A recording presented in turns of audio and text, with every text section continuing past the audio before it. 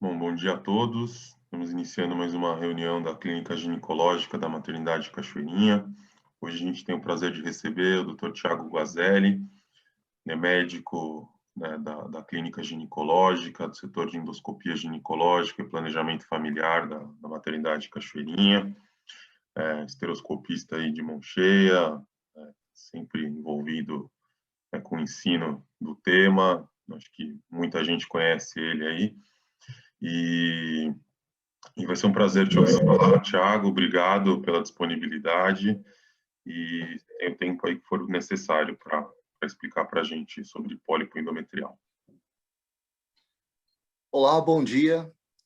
Obrigado a todo mundo aí que acordou cedinho, chegou no horário aí para aula, tá? Hoje a gente está começando o primeiro dia de 3 sextas-feiras, né, de aula da endoscopia ginecológica. Hoje a gente vai falar de pólipo, semana que vem de mioma e depois de endometriose, tá? Eu resolvi tentar fazer um teste aqui com vocês e mudar o esquema da aula, tá? Eu tentei pegar o tema de pólipo endometrial. Eu tentei me basear em cima da revista da última edição que teve do Esteroscopy Newsletter. É uma revista nossa focada para esteroscopia, apesar de fazer vários temas próximos. E a gente fez uma revisão com várias partes, né, sobre pólipo endometrial. Vou usar essa revista para essa aula. Eu tentei, na verdade, resumir toda essa revista e focar para o ginecologista. Então, eu vou tentar botar aí mais ou menos entre 20 e poucos minutos, fazer um resumão bem sucinto disso, direcionado para o ginecologista geral e não para o esteroscopista. E se por acaso, o que eu espero, vocês tenham mais dúvidas, que vocês tenham, quiserem se aprofundar um pouco mais, eu vou soltar a revista. Estamos acabando a tradução agora, os meninos aqui do R4 estão acabando de fazer a revisão, que eles sempre dão uma lidinha no final, e eu acho que em 25 dias deve estar liberada a revista já traduzida. Então, se ficou com alguma dúvida, quiser falar alguma coisa a mais, dá uma lida e a gente já está sempre aí para poder tirar dúvida, para comentar é legal, tá? Então, o pólipo, né? Eu vou me basear pouco na parte mais do que é o que não é, porque isso aí não interessa tanto. Então, o que é o pólipo? É um crescimento endometrial e para vocês entenderem, o pólipo não é simplesmente só um crescimento focal, ele tem, na verdade, ele tem estroma, ele tem vaso, tanto tem vaso e tem até o epitélio recobrindo que toda vez ele sangra, né? O principal sintoma do pólipo endometrial é o sangramento. Então, o que acontece? Uma grande parte deles é assintomática, porém, quando apresenta sintoma, geralmente está associado com sangramento, seja sangramento no período menstrual, seja no pós-coito. Em alguns casos, tem dor também durante o período menstrual. E outra causa importante, principalmente atualmente, é a questão da infertilidade. É uma das patologias benignas, isso aí é importante falar, mais comuns, e atinge 1% das mulheres e 25% dos casos de sangramento uterino normal. Então, assim, é realmente importante a gente falar, mesmo para o médico não esteroscopista, sobre o pólipo. Porque quando a gente lembra do Palm Coin, né, aquelas causas que a gente tem que investigar para sangramento uterino, 1/4 das pacientes que vão reclamar de sangramento é devido ao pólipo endometrial. E quais são os fatores de risco, né, do sangramento, do pólipo endometrial? Quando a paciente chega com sangramento, você vai falar assim, poxa, será que é pólipo? É importante a gente lembrar dos fatores de risco para a gente já traçar, na verdade, uma característica básica de uma paciente quando ela chega para você. Então, a primeira coisa, idade avançada. É muito mais comum a gente encontrar pólipo na paciente mais idosa, pós-menopausa, do que na paciente jovem. Pacientes hipertensas, obesas, que usam a terapia hormonal ou usuário de tamoxifeno. Paciente diabética também aumenta o risco de pólipo. Diagnóstico também é importante para vocês. Por que a gente sabe hoje que tem tanta paciente assintomática com pólipo? Por causa do ultrassom. O ultrassom ajudou bastante a gente a diagnosticar pacientes assintomáticas com pólipo. Tá? O ultrassom, ele é um método de rastreio importante. Ele varia muito na literatura, com a especificidade e sensibilidade. Para vocês terem ideia, varia de 20% a 100%, por exemplo, na sensibilidade. E Se vocês puderem fazer a ultrassom 3D ao invés de 2D e com Doppler, ele melhora a sensibilidade e especificidade do exame se comparado com o 2D padrão. Tá? Isso, lógico, de acordo com a complexidade ou com a dúvida do exame. Não sei se vocês conhecem um exame chamado esterosonografia. É um ultrassom, porém é injetado soro fisiológico dentro da cavidade da paciente. Então você pega uma sonda uretral, aquela de alívio, injeta soro fisiológico dentro da cavidade uterina com uma seringa. Essa cavidade vai distender e facilita a visualização de alguma formação lá dentro, e no caso aqui do pólipo. A esteroscopia é padrão ouro para avaliação de qualquer patologia intracavitária, inclusive o pólipo endometrial. A gente vai falar isso para frente, eu vou ficar batendo nessa tecla, mas assim, a grande vantagem da esteroscopia não é só o diagnóstico visual, é a possibilidade de você entrar, olhar, e se tiver alguma alteração, biópsia, cirurgia, você já faz a biópsia, se for o caso, já faz a polipectomia, tudo no mesmo tempo, né, que é o see and treat. E aqui também, a título de curiosidade, a ressonância magnética. A ressonância magnética não é um bom exame de rastreio, de investigação, de nada do endométrio. Por quê? Porque a densidade do endométrio é muito parecida com a densidade do pólipo. Então, tem alguns trabalhos que mostram que a gente acaba comendo um pouco de bola na investigação endometrial através da ressonância. Então, por exemplo, paciente com câncer de endométrio, se você quer avaliar a invasão miometrial, ótimo, é o exame padrão ouro, acredito, para isso. Para avaliar o endométrio, para avaliar se tem pólipo, não é um exame legal. Tá? Então, se quiserem fazer um exame de imagem para isso, ultrassonografia. Se possível, 3D com Doppler. Tá? Esse quadro aqui é um quadro bem legal, vai ser o quadro que eu vou usar para fazer umas questões para você na prova aqui, porque tem que decorar tudo, tá? Tô brincando, não é para isso não. Essa tabela aqui, o que vai servir para vocês? Para vocês verem os tipos, na verdade, do pólipo e onde se enquadra aqui a malignidade. De 1 a 5%. Tá? A maioria dos trabalhos mostram que mais para 1% do que para 5% na literatura. Então, quando vocês pegarem a paciente, seja no seu consultório, no postinho, faça uma orientação adequada para essa paciente. Evita aquela frase clássica, né? Olha, vai logo lá porque pode ser câncer. Pode ser um monte de coisa, só que o risco de ser câncer é 1%, 2%, vai se for uma paciente com vários fatores de risco, 5%. Então, evita esse tipo de comentário, porque vocês complicam a vida e a cabeça dessa paciente e não ajuda.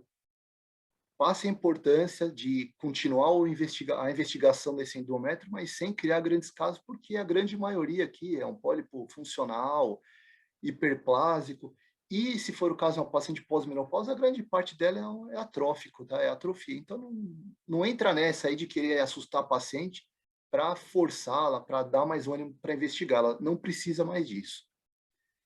E quais são as características que vocês vão ter que dar, né, na hora do exame? Essa parte é muito importante porque a gente tem que entender isso dos dois lados. O lado de quem faz o exame e o lado de quem recebe o exame. Principalmente nos casos como o nosso, no Cachoeirinha, em que a gente acaba fazendo o exame e não consegue fazer o compartilhamento da imagem. Tá? Então, o que a gente vai falar? A base. A base é céssio, que nem esse exemplo aqui? Ou será que a base é pediculada, como esse outro? Depois eu faço o corte, tá, Luiz? Você me dá que eu edito essa parte aqui que acabou saindo do outro filme. Tá bom. Tá. O tamanho do pólipo. Qual que é a importância de saber o tamanho do pólipo? Para você ter ideia, se você consegue fazer isso, às vezes, num segundo tempo, por exemplo, ambulatorial, para poder evitar um centro cirúrgico, por exemplo.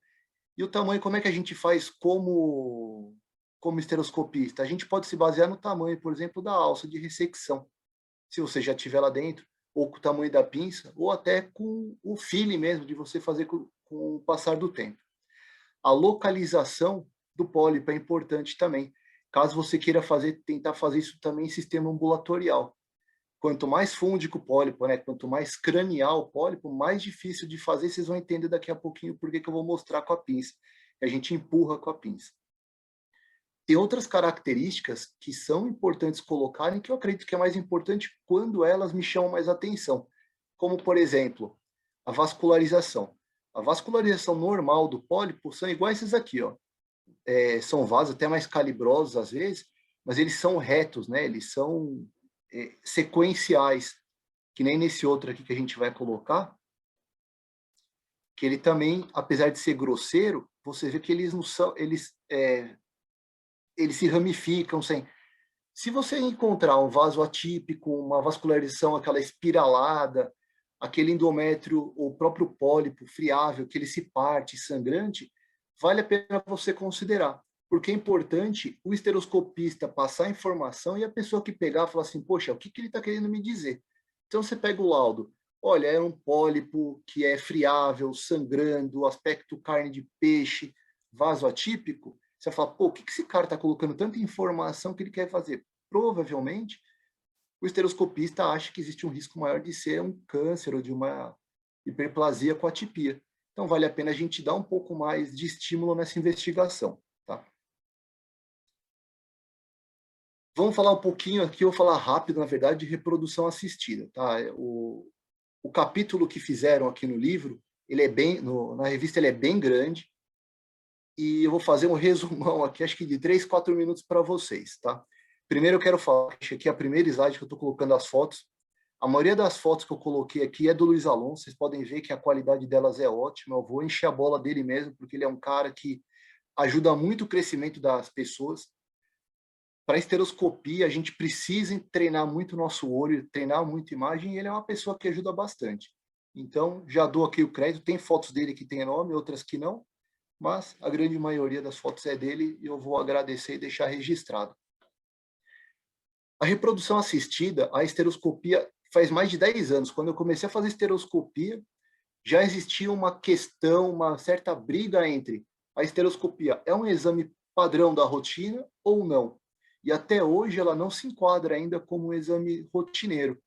O que eu, pessoalmente, eu não concordo, nem tem a questão também de puxar sardinha para o meu lado, mas, assim, poxa, a paciente, geralmente na situação da reprodução assistida, é uma paciente mais delicada, emocionalmente.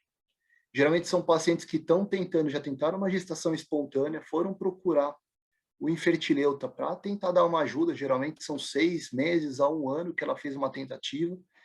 Então, a gente pega uma paciente emocionalmente frágil, é um procedimento, seja só o coito programado ou até a fertilização in vitro, e as outras técnicas, são técnicas que são caras, as medicações são caras.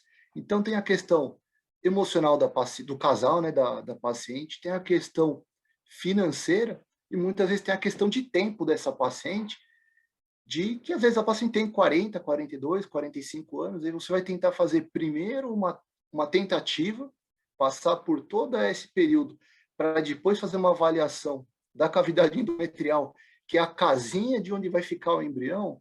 Então, assim, eu acho que é um exame que não é dentro do padrão, né? Não é um exame caro, é um exame pouco invasivo, é um exame que consegue avaliar bem.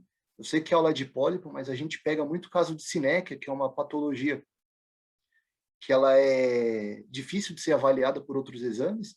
Então, acho que é só benefício para antes do segmento aqui da reprodução assistida. Os trabalhos... Isso daí, assim, né, falando, complementando um pouco essa tua ideia, eu acho que a gente, né, como médico e tal, e os meninos aí, né, na residência e tal, né, começando a especialização e tal, uma coisa que eu acho que a gente treina muito pouco, né, os médicos em geral, é empatia, né, cara? É você se solidarizar com a paciente, né? Você se colocar na pele da paciente e entender tudo o que se passa na cabeça de uma pessoa que está naquela situação, né? Na pessoa que está passando por aquela situação de infertilidade, né? Da angústia toda, né? E de repente a gente entra nessa coisa fria né, da evidência, não, isso é assim, isso é assado e pronto, acabou. E muitas vezes você tem que também ter o feeling de entender qual é a angústia daquela paciente, né? E eu acho que isso faz parte de ser médico, né? De ser especialista e tirar essa angústia da paciente. De repente, fazer um exame desse tira uma baita de uma angústia da paciente. Não é incomum a gente fazer esteroscopia e achar pólipo, achar algumas outras coisas que o ultrassom não pega. O ultrassom é um exame falho ainda para isso, tá? E não é todo mundo que tem acesso a ultrassom 3D, ultrassom com Doppler. E aí aquele negócio, principalmente para a gente no sistema público, é um exame que a gente tem, em alguns casos, né, uma grande disponibilidade para fazer. Então, assim, é rotina? Acredito que sim, tem alguns serviços que estão entrando como rotina, geralmente são serviços, lógico, que entrou algum esteroscopista no grupo, e você vê que a taxa desses serviços aumenta, né? Você começa a ver que começa a encontrar mais patologias, você começa a ver que tem mais taxa de sucesso dessas pacientes. Mas tudo bem, isso depende de tempo, até botar na literatura, até fazer o trabalho, isso aí demora um pouquinho.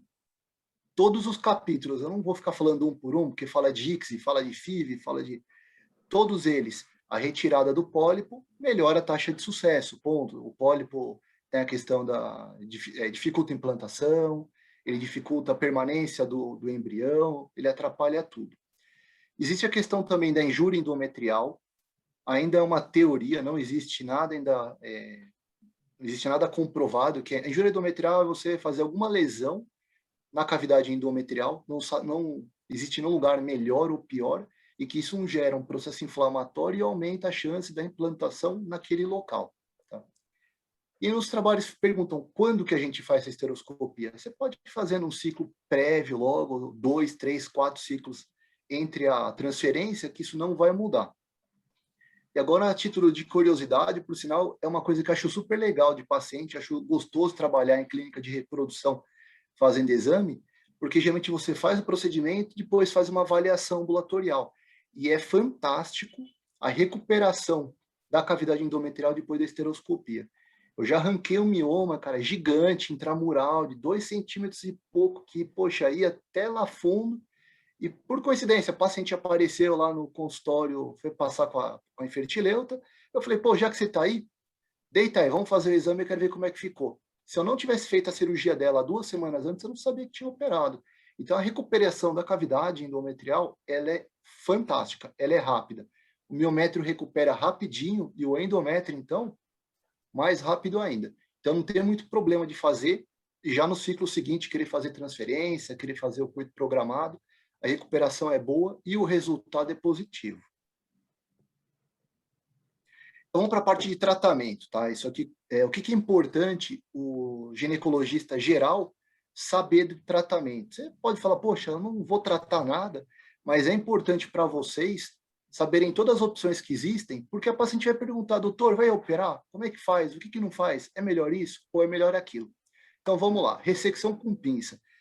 É possível fazer ressecção com pinça no ambulatório. E por que eu falei aquela hora da localização? Que a pinça, geralmente, ela não tem uma força de tração de você pegar o pólipo, agarrar o pólipo e puxar. Geralmente, a técnica, você pega no pólipo, empurra, desloca e depois, com ele solto, você traz ele de volta. Tá? Então, quanto mais no fundo esse pólipo, mais difícil de usar essa técnica. Ressecção com tesoura pode ser utilizada nesses casos aqui, em que o pólipo está mais fúndico, ou que a base é mais larga, né? Quanto mais larga a base, mais difícil de fazer só com a pinça. E com a tesoura também. A ressecção com eletrodo de energia mono ou bipolar. Vocês provavelmente não viram isso, as poucas vezes que a gente fez isso no Cachoeirinha, que eu levei uma ponteira, é como se fosse uma pontinha que tem, que você tem uma energia monopolar e você consegue queimar, você consegue cauterizar e cortar o tecido.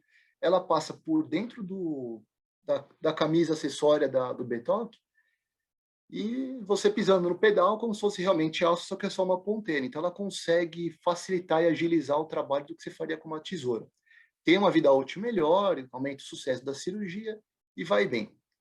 A ressecção a laser é uma técnica ainda, ela é cara, é antiga, tá? Não é novo, tanto que eu nunca entendia falar, poxa, doutor, a cirurgia a laser, eu não entendi o que era até que eu descobri. É um tipo de energia, como se fosse energia a elétrica que a gente usa, é monopolar, bipolar e tem o laser. Tem algumas vantagens, ela solta menos bolha, ela cauteriza e fulgura a estrutura, sangra menos, mas também dá menos material adequado para biópsia. É uma opção para vocês aí para tratamento. A ressecção com ressectoscópio ou mini ressectoscópio, tá? É o tratamento padrão que vocês vêem no hospital. E eu coloquei mais o mini ressectoscópio porque é uma possibilidade de tratamento ambulatorial. É uma miniaturização do equipamento que permite fazer ressecção de estruturas maiores no ambiente ambulatorial. E tem a ressecção com morcelador, que é um aparelho que tem um tubo na ponta, como se fosse um canudo, e tem uma janela lateral. Acho que vocês já viram o morcelador uterino, é mais ou menos aquilo, em que sai uma janela lateral, essa janela ela aspira e fica uma lâmina rodando por dentro. Então você aspira e ela vai sugando. A vantagem é que você consegue tirar estruturas maiores, com tempo menor, a curva de aprendizado é muito mais fácil. Você encosta o bocal na estrutura e ela aspira e corta lá rapidinho. Tá? Só por título de curiosidade, o primeiro uso do Bigatti com sucesso no Brasil foi a gente que fez aqui no Cachoeirinha. Tá? Então depois acho que eu tenho um videozinho desse aqui na aula, então vamos lá. Esse slide aqui é um slide, acho que importante, talvez que é o mais importante para vocês aqui, vocês vão entender por quê. Se vocês não viram o congresso nesse final de semana, a grande briga, discussão do congresso, foi saber se o tratamento deve ser ambulatorial ou cirúrgico. Tá? Na primeira mesa teve discussão por causa disso. Eu não estava entendendo qual era o motivo, eu não consegui compreender porque que me perguntaram, para onde você leva a sua paciente? Poxa, eu levo minha paciente sempre para o ambulatório antes. Por quê? Porque tem patologia que eu consigo resolver no ambulatório, porque 30%, 40% das pacientes que a gente vê alteração no ultrassom não tem nada. Vocês veem isso na nossa rotina, né? Então você vai lá, Dona Maria tem um espessamento, Dona Maria não sei o quê. Você vai lá e o que tem na Dona Maria? Não tem nada. Então você evita de colocar essa paciente no centro cirúrgico. Você evita de colocar esse paciente num risco anestésico. Você evita tempo de internação.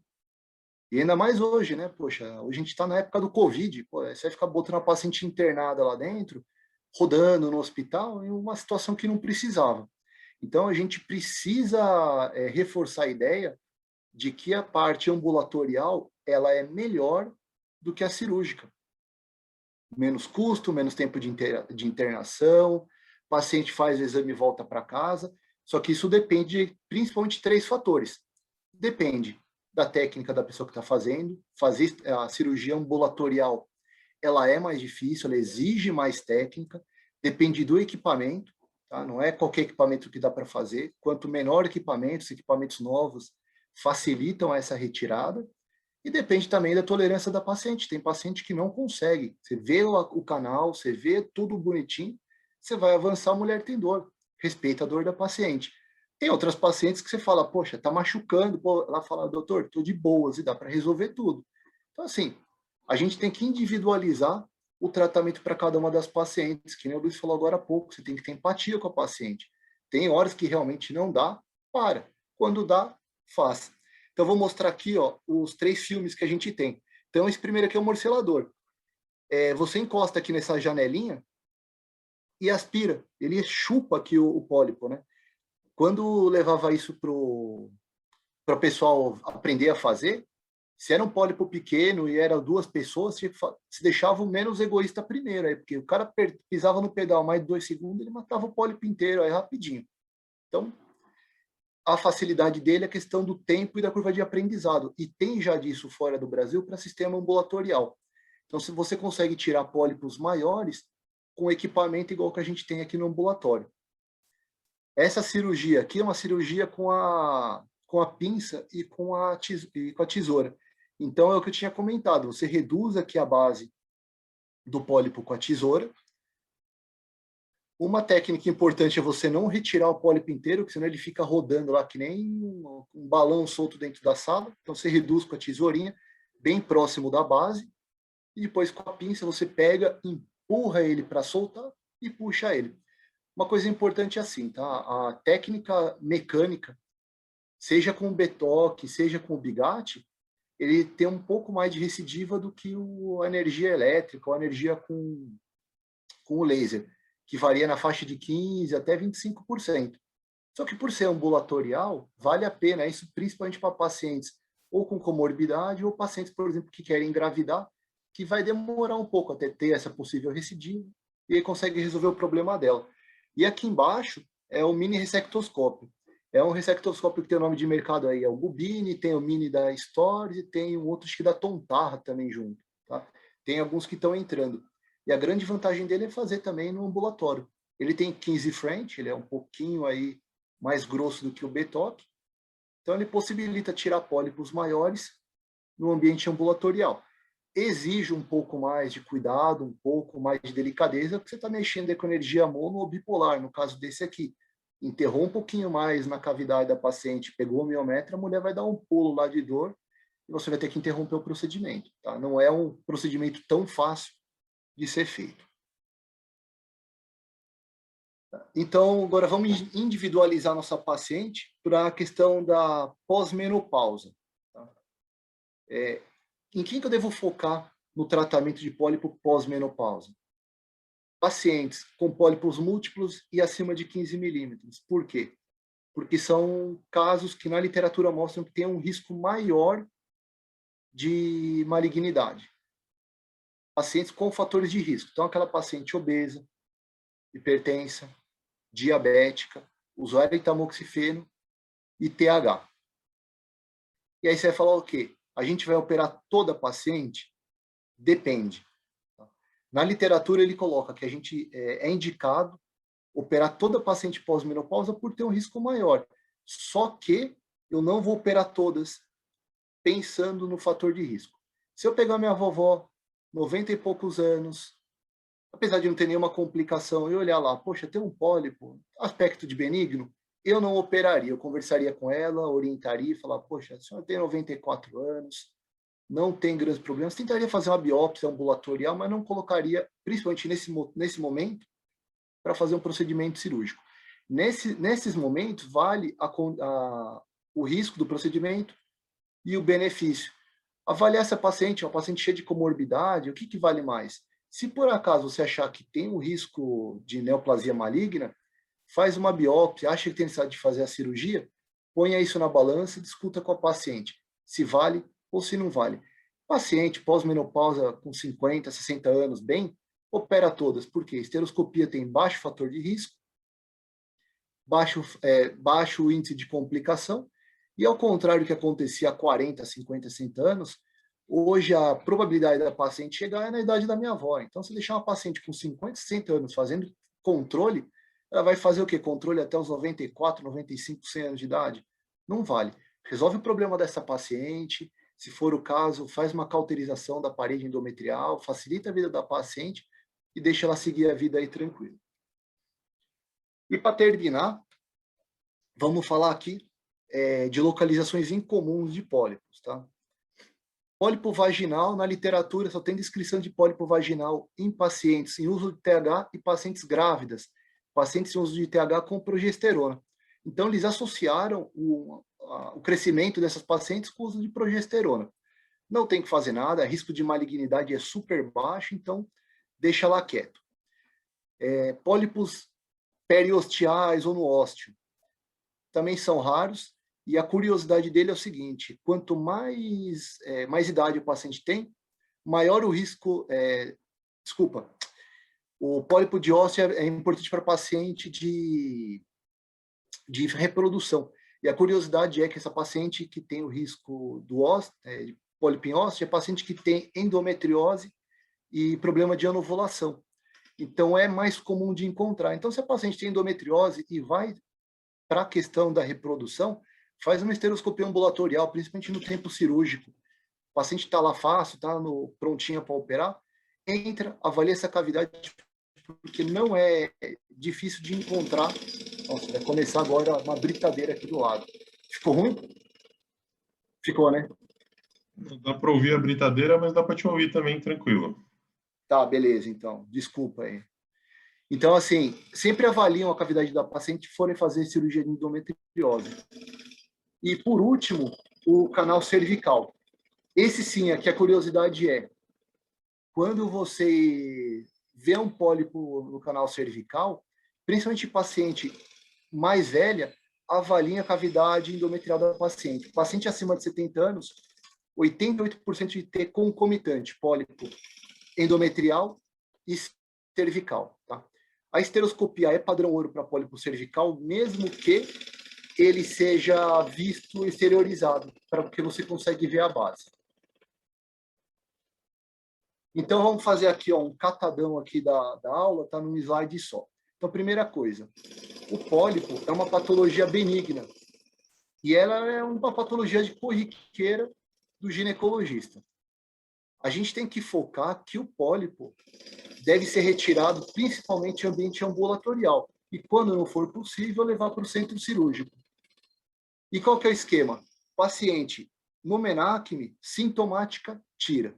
Sangramento, dor, infertilidade, obrigatoriamente tira. Na literatura, não falei isso, mas vou falar aqui, na literatura até fala, paciente assintomático que não quer operar, você pode fazer um controle de 6 em 6 meses, com ultrassom ou esteroscopia. Eu pessoalmente, não gosto de fazer segmento, porque a paciente é jovem, sem complicação, melhor você resolver um problema com um risco bem baixo de complicação cirúrgica. Se for fazer expectante, você tem que avaliar o risco e benefício disso, de deixar o pólipo e se vai valorizar. Conduta expectante, eu dou prioridade para minha avó, aquela paciente no extremo de idade, aquela paciente que tem pode ter alguma patologia que não vale a pena colocá-la no centro cirúrgico. Tá? Eu vou deixar aberto para pergunta agora, e se ninguém perguntar, tem um caso, por sinal, é um caso clínico nosso que a gente teve algum tempo atrás, que teve até uma discussão ambulatorial, e se ninguém perguntar, eu já entro falando disso aí que eu deixei em aberto. E que, por sinal, eu tinha colocado na revista, só que não deu tempo de entrar, mas é um comentário legal que também vai ajudar vocês aí. Então, eu tenho umas perguntas aí, Thiago. Eu queria te perguntar, então, eu queria comentar isso que você falou, né, em relação ao tratamento ambulatorial ou centro cirúrgico. Eu concordo com você e eu acho que essa questão é, de novo, essa questão da empatia com a paciente, né? Eu acho que a questão da esteroscopia ambulatorial, eu acho que ela é legal, mas também ela tem que ser bem pensada, né? Ela tem que ser reservada para esses casos que nem você falou, os pacientes que, né, pólipo muito pequenininho, paciente que você acha que ela vai tolerar bem ali o procedimento e tal. Agora, a paciente que, né, tem um pólipo maiorzinho, a paciente que você vê que ela não está afim de sentir dor, né? Acho que isso é uma coisa que você tem que compartilhar com a paciente, né? Você fala, ó, vamos fazer o procedimento, assim, assim, assim. Ah, não tenho medo, né? Acho que tudo isso tem que ser sempre levado em consideração, né?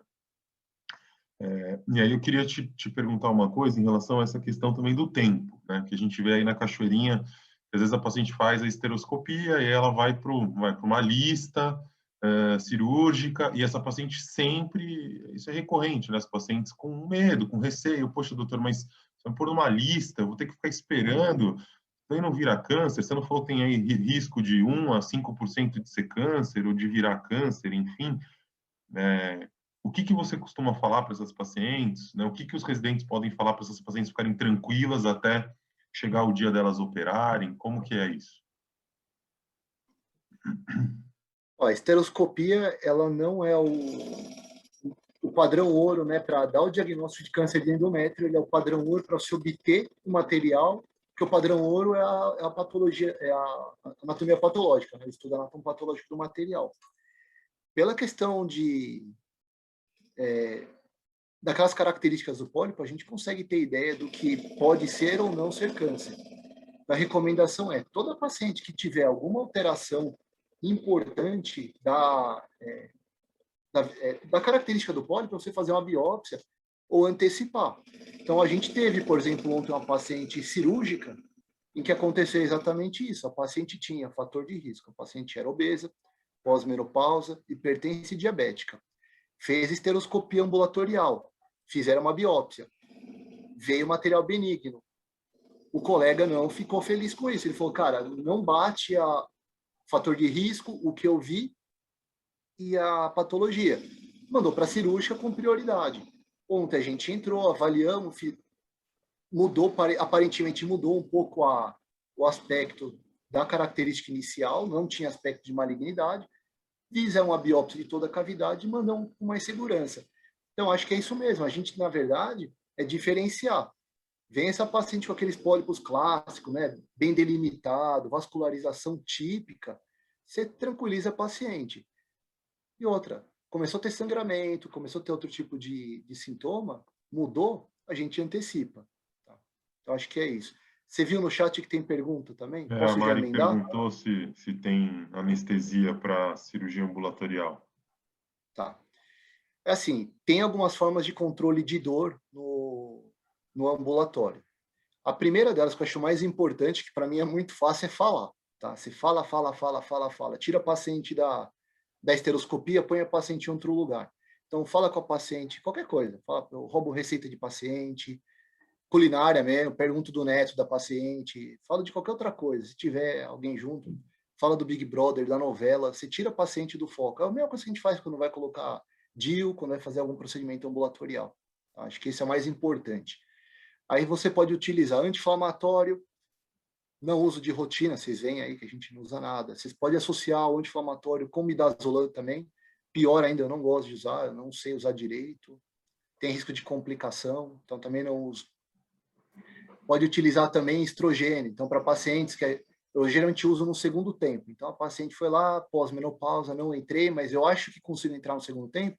Estrogeniza essa paciente e faz depois esteroscopia depois de 15, 20, 30 dias. Tá?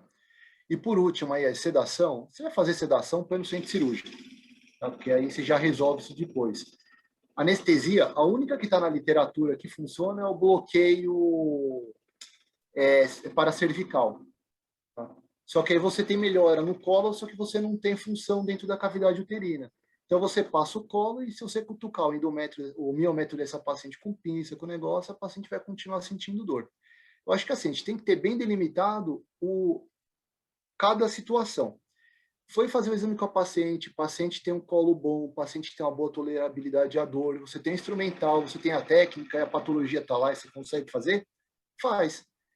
Conseguiu entrar, está fora? Para, tranquiliza a paciente e marca cirúrgico. Não conseguiu entrar? Aí você avalia. Posso fazer no segundo tempo? Ou vou fazer no centro cirúrgico? Fazer ambulatorial com sedação, você já fugiu um pouco aí da questão, da O vantagem do objetivo, né? benefício. O objetivo do negócio não é esse mesmo, né? Mas é assim, óbvio, não é o tema da aula e tal, mas né, isso é bem específico para esteroscopista e tal, essa discussão, né, de fazer no centro cirúrgico ou não, enfim, que nem você falou, foi tema de discussão, né, longas no Congresso. Mas, sei lá, eu, né, quem tá aí sabe, eu também faço esteroscopia e eu tenho uma tendência, assim, a achar de fazer mesmo no centro cirúrgico, assim, eu me sinto mais à vontade, assim, porque eu acho que né, a impressão que eu tenho é que é uma coisa muito desconfortável para o paciente fazer ambulatorial. Acho que são casos muito selecionados que daria para fazer ambulatorial. E aí eu sinto uma tendência isso na medicina como um geral, né? No geral, assim, né? Você sempre proporcionar para o paciente um conforto, né? Hoje em dia tem paciente querendo colocar DIU com anestesia, né? DIU com sedação. Né? Hoje quase não se admite mais parto sem analgesia, sem dor, a não ser um paciente que queira muito a questão do parto humanizado e tal, essa coisa toda. Então, assim, fica cada vez mais complicado você propor para paciente um procedimento doloroso, sem anestesia. Os pacientes vão cada vez menos aceitar esse tipo de situação, sabe? Essa é uma impressão que eu tenho. Acho que rapidamente a coisa da anestesia né, tá meio que sendo mandatório para quase tudo, assim, né? E tem a facilidade hoje, né? Os anestésicos são muito fáceis, né? A questão de disponibilidade de anestesista nos grandes centros, principalmente, né? Então, poxa, em São Paulo, na grande São Paulo, você fala, pô, não tem anestesista? Não tem como falar isso, né? Faz uma hackzinha, sem morfina, sem nada, uma hack baixa, o paciente vai embora para casa depois de 6 horas, né? Opera, faz xixi, come um negocinho e vai embora para casa. Então, é um negócio muito, muito tranquilo, né, de fazer com anestesia, muito confortável, né. Eu tenho dificuldade de aceitar, assim, na maioria das vezes, fazer um ambulatorial sem grandes motivos, né, como você falou, diferente de uma paciente cheia de problema que você quer fazer rápido e resolver rápido, né. Sei lá, essa é a minha visão da coisa. Assim, o conceito, na verdade, é que assim, aqui a gente, na verdade, tem, acho até um preconceito relacionado a isso. Tá? Tem um trabalho do Betoc que ele coloca que 90 a 95% das esteroscopias ambulatoriais dão certo, com sucesso. A gente tem os 5-10. Acho que esses 10% que a gente tem que levar. Então, por exemplo, eu trabalho numa clínica de reprodução e que às vezes vem um paciente comigo e fala, doutor, eu não quero fazer sem anestesia, eu quero tentar. A minha proposta que eu faço para ela, eu falei, olha, para eu ir para outro lugar, eu cobro um valor que é 50% a mais. Aí eu falo para ela, vamos fazer um acordo? Se você fizer aqui o procedimento e não conseguir fazer, se você falar assim, não quero, eu paro. Eu só cobro a diferença para ir para o outro. Todas aceitam. E até hoje, uma só precisei fazer no outro lugar. Por quê? Porque ela virou e falou assim, realmente, ela falou, pode continuar, ela tinha uma estenose importante. E o mais legal é que toda vez ela fala assim, doutor, se eu soubesse que era só isso, eu não tinha nem titubeado, já tinha resolvido. Então, acho que também baixa um pouquinho da gente um preconceito. E o problema nosso também é o seguinte, para fazer isso em ambulatório, é um instrumental caro, é uma manutenção cara. Se vocês seguem o Instagram hoje lá, um cara perguntou, falou, poxa, estão pagando R$72, cara, numa esteroscopia. O que você acha? Eu falei, eu acho que não dá para fazer por R$72 uma esteroscopia ambulatorial. É fora, não paga nem uma consulta médica, vale R$70, imagina uma esteroscopia. Então, assim, é uma redução de custo, uma redução de tempo. E, por exemplo, a paciente faz comigo o exame, geralmente eu faço no comecinho da tarde, ela sai do trabalho, ela almoça, vem comigo, faz o exame, 3 horas ela volta para o trabalho. Então, ela perde 1 hora de trabalho, 1h30 de trabalho. Eu acho que é questão também de você ter a noção, de você fazer as coisas, e também tem que ter tudo direitinho. E outra coisa, você faz R$70 uma esteroscopia, você tem que fazer 15, 20 num dia para poder... Não tem nem como, né? Não paga nem o teu honorário. É manutenção, é tudo. Mas você não consegue parar, oi, dona Maria, bom dia, vamos conversar, porque aqueles 7, 10 minutos de conversa antes, não é só para você tirar a história e falar, será que ela tem câncer, tem, não tem? É você preparar a paciente, porque ela viu o Google, e ela coloca no Google lá, esteroscopia dói. Ela já vai nervosa. Você acalma a paciente, você coloca a paciente numa outra realidade, a paciente se troca, senta, se faz mais uma brincadeira, se conversa com ela, você acalma, no exame você faz com calma. E tudo isso exige tempo, exige também tempo seu de experiência. Então, assim, o universo da esteroscopia ambulatorial é muito grande. Não é só, chega lá e faz, vou sair do R4 vou fazer. É muita mão. E vou até dar um conselho para vocês, tá? Se alguém for fazer esteroscopia. Uma coisa que eu fazia bastante, eu estou tentando colocar isso para vocês, façam a esteroscopia diagnóstico com o paciente quando for fazer anestesia na paciente, vai tirar o pólipo grande, faz antes uma esteroscopia na paciente, passa o Betoc, faz a técnica com a paciente anestesiada. Se precisar, entra com a pinça, secciona, a paciente está anestesiada, você treina a tua mão, vai tremer menos a mão no futuro, você vai evoluir com essa paciente anestesiada para quando estiver no ambulatório, você ter a mão melhor. Tá? Acho que vale a pena. Essa é uma dica aí para vocês de ouro, que eu fiz bastante isso, quando a paciente eu vi que dá para fazer, às vezes, com a tesoura de paciente marcada, fazia com a tesourinha, fazia com a pinça, que aí não precisava dilatar o colo. E uma coisa que eu acho curiosa, que eu até falo isso bastante, é assim, eu acho que a esteroscopia é uma das poucas especialidades que a gente faz no SUS, a conduta é melhor do que no privado. Esse problema que o Luiz falou, eu faço isso no consultório também, é complicado chegar para o no consultório e falar, olha, vamos tentar, faz primeiro uma esteroscopia ambulatorial, faz primeiro não sei o que, não, quero ir direto para o centro cirúrgico. Aí dá um monte de cirurgia branca, o paciente chega lá, não tem nada, você tem que fazer uma biopsia, expõe a paciente. Eu oriento. Mas aí tem outro problema. São serviços de R$72, não é só isso, mas de laboratório que mete ótica de 4 para fazer exame ambulatorial. É gente que não está pronta para o mercado e já vai. Então o cara saiu do R4, vai lá e já vai fazer esteroscopia no laboratório X, laboratório Y aqui da vida, e aí cria aquela estigma, porque o laboratório tal, laboratório que faz 15 exames no dia, faz 100 exames por semana e são 100 pacientes que vão reclamar. Enquanto a paciente que faz com a pessoa que tem a técnica adequada, o material adequado, faz 1, 2 por semana, ela fala, nossa, aí faz bem. Eu não vou reclamar tanto, porque aí faz um grupo no final das pacientes, e é 1, 2 que fala bem de mim, e faz assim que fala mal do outro. Aí vem todo mundo para mim. Mas acho que assim, é complicado. Cria-se um estigma do procedimento que não é tão ruim dessa forma, não. Tá? Tem mais alguma dúvida? Senão, já que acho que ninguém perguntou, eu vou soltar isso para discussão. Posso? Bora. Deixa eu ver aqui, tem um chat aqui. Qualquer obrigado. Obrigado, Mari. Ó, a gente teve um caso desse, acho que há um mês e meio no ambulatório, que é um caso até que corriqueiro. Paciente com estenose. O que a gente faz? Então, assim, pegou minha avó. Pô, minha avó foi lá com a gente, tem espessamento endometrial e tem estenose de orifício interno. Não entra nem a pau. Estrogenizou minha avó, não conseguiu entrar, fez tudo, não entra. O que eu faço com essa mulher? E ela tem lá um eco de 10. Vamos avaliar. Exames de imagem. Aí a gente volta para aquela primeira parte, tá? Não tem necessidade da gente botar uma paciente em extremo de idade, uma paciente com risco, no centro cirúrgico só para passar uma estenose. A gente pode fazer uma avaliação com um exame. Então, você pode pedir um ultrassom. Nosso caso, serviço público, você pode pedir um ultrassom com Doppler para avaliar pedículo, se tem um aumento da vascularização.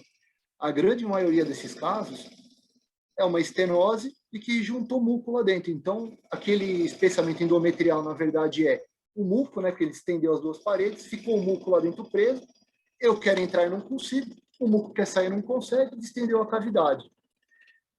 Vocês também vão ter que avaliar o quê? Pô, se minha avó tem um IMC de 35, hipertensa, diabética e sangra de vez em quando, tem uma estenose. Aí muda, talvez, um pouco a questão, e vocês vão ver se realmente, se ela está controladinha, se vale a pena investigar ou não. Porque mesmo que for uma neoplasia maligna, a gente sabe que o câncer de endométrio demora muito para evoluir, demora muito para complicar, e aí você vai ter que discutir isso com a família, discutir isso com a paciente, o que vale mais? O risco anestésico e cirúrgico ou o risco de ser um câncer de endométrio? Aí eu acho que vale a pena, volta de novo o que o Luiz falou, a empatia e compartilhar com a paciente. A gente dá as informações, dá o benefício, dá o risco, e junto com a paciente, a gente ir pelo caminho que avalia melhor. Tá? Eu estou falando isso porque aquela vez que a gente foi discutir, alguém chegou e sugeriu fazer a ressonância. Então, a ressonância, para isso, não é um bom exemplo para fazer, principalmente que você vai deixar a coitada da minha avó durante 40 minutos, 1h30, naquele negócio fechado, e não vai ser bom isso para ela. Tá? O ultrassomzinho aí é o essencial. Certo, Luiz? Certo, Thiago. Alguém tem mais alguma dúvida? Quer fazer alguma pergunta? Bom, o assunto, eu falo, né? Parece simples, pólipo, né? Os residentes estão carecas de ver isso daí, mas é um assunto que é muito o dia a dia, né? Do ginecologista, muito, né? E você precisa dominar o assunto. Eu falo, os assuntos fáceis são os piores, porque você precisa saber tudo, né? Não se admite você fazer bobagens quando o assunto é fácil, né? Então, obrigado mais uma vez pela tua aula, que sempre é muito clara, muito didática, as ilustrações, as imagens muito bonitas mesmo. E se ninguém tiver nenhuma pergunta, nós vamos encerrando por aqui. Obrigado, Thiago. Valeu, Luiz. Até semana que vem. Um abraço.